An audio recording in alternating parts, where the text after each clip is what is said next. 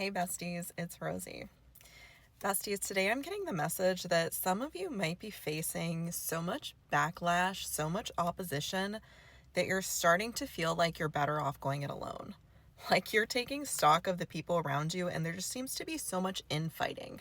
Like there are just all these different people from different walks of life that are coming together, which could be like a beautiful alliance. It could be like a beautiful union, but instead there's just all this conflict swirling around. Bestie, what's going on with that?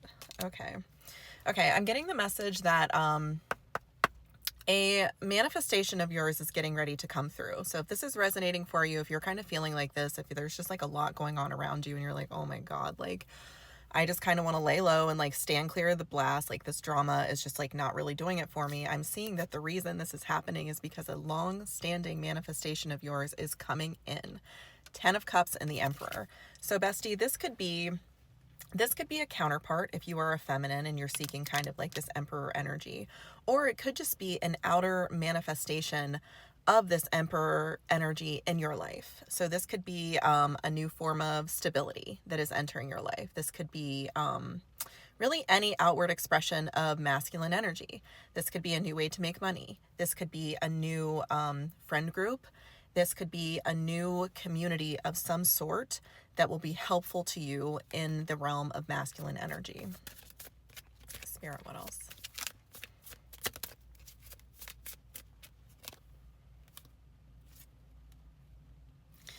Bestie, I'm seeing that it's going to be really important for you to tap into your intuition right now, because there are going to be a lot of different options presented to you. And all of them might not necessarily seem on the surface like one is better than the other. There doesn't seem to be any clear winner in terms of like which one of these is the absolute best. So you're going to have to use your intuition. You're going to have to use your wisdom to discern which one is best for you. Because, and my Libra moon hates things like this, there is no clear-cut winner. You can stand all of these items side by side, and some of them might be immediate no's for you. Some of them you might be like, that's just not really like worth it. I'm not really interested in going in that direction. But the other ones, they might not be like so clear yes or no's. So you might have to just intuitively pick one that resonates with you, that is calling to you. I'm seeing that some of you might be tempted to choose the path of least resistance. Spirit, is that a wise choice? In my experience, it usually isn't.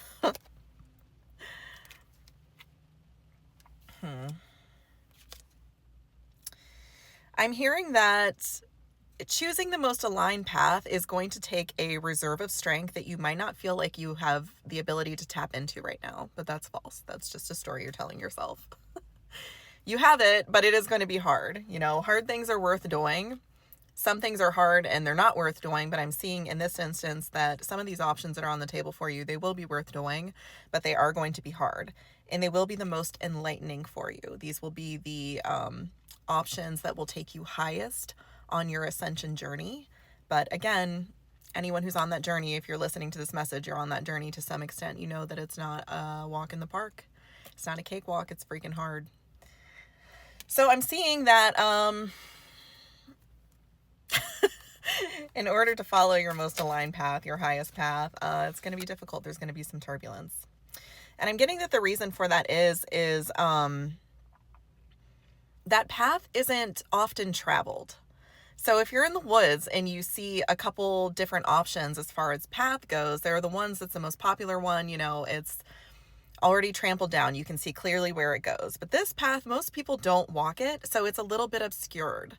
When you're standing there looking at it, you're like, it's kind of dark over there. It's kind of foreboding. You know, this is a path that you don't want to embark on in your sandals. You want to make sure that you are wearing the appropriate gear if you're going to go, you know, rummaging through the woods in that way, trying to figure out where this new path goes. Cut your own path. So, bestie, I'm seeing that your apprehension about this stems from a belief that you do not have the appropriate, I'm getting the word gear.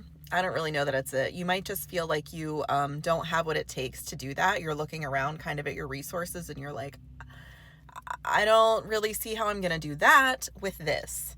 But I think what Spirit wants you to know is that the path forms as you embark on it. So if you're like, I'm definitely taking that path, the resources will appear along the way, but that takes a level of trust that, hopefully you've been kind of building that trust in the universe. You've been doing some, baby trust falls with your guides and stuff like that. And not only that, but with yourself, with your own masculine energy, knowing that you can handle whatever life throws at you, that you're grown up, you're really good at handling hard things, and like you're not doing this alone. Like you have you to fall back on. You're not your child self sitting alone in a room anymore.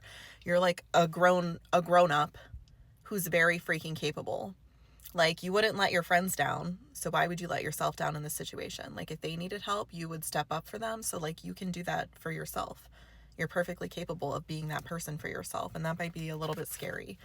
You might be looking outward and being like, dang, I really wish I had somebody kind of like that would have my back if I do that, because what if like I bite off more than I can chew? Well, bestie, the universe will answer that call, okay? Help will always be given in Hogwarts to those who ask, but you do have to ask. So if you're just sitting there wallowing in a mud puddle and you're like, I don't know how to get out, what's going to happen to me? Ask for help. Ask your angels, ask your guides for help. Like they can't intervene without your expressed consent. So give it to them and watch what happens. But if you're not asking for help and you're just kind of like wallowing there, like that might be why. All right, Spirit, anything else about this?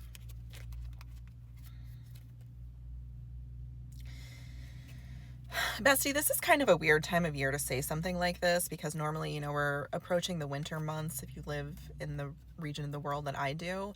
So this isn't a time where you would think that there would be a great thaw coming, but I'm seeing that something kind of is thawing out. I want to show you this card.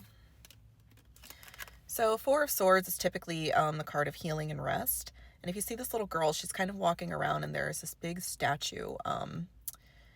I guess you could read this either way. You could read this as the snow is covering up, or you could read it as the snow is kind of receding and exposing this. And I'm kind of seeing that even though the weather might be turning colder, even though some things are frozen, some things are being thawed out right now for you. These are things that might have just continued sleeping under the snow for the winter, but if you're calling upon them, like you have the power to do that, and you might not realize that you do. You as this tiny little human might not think that you have any clearance in the realm of giants, like the girl in the card, but you actually do. Your voice is very powerful. Your cry for help, your tears are very powerful. I'm hearing the gods are listening. So whoever it is that you pray to, they are listening. I'm getting something especially about your tears. Like your tears are especially powerful. I actually might make a video on that, on like the transmuting power of tears at some point. But for right now, I just want you to know that when you cry and when you're communing with your spirit guides, when you're crying, they're really paying attention, because tears are, for lack of a better word, a form of currency in certain realms. Okay, bestie. I want you to know that whatever choice you make here is going to be successful. You're going to be supported on your journey. So I don't think that there are any super wrong choices here, but there are steps that might lead you backwards. And you just need to be aware that that's the direction you're actually going in. Don't delude yourself into thinking that you're playing on some higher level of the simulation than you actually are. Like you're actually just going in reverse. If you're taking like an old job that you had before, that's not necessarily like a step up. That's like a lateral move, and that's okay. If you're feeling really overwhelmed, it's okay to kind of take a step back, but don't delude yourself into thinking that this is some kind of upgrade. So just be aware of that. Spirit, any closing remarks? All new beginnings require blind faith. So trust in yourself, trust in your guides, trust in the universe to support you, and trust in your own heart to know that the things that you're wishing for, the things that you're desiring, do have the power to make you sublimely happy. So trust in that. I love you.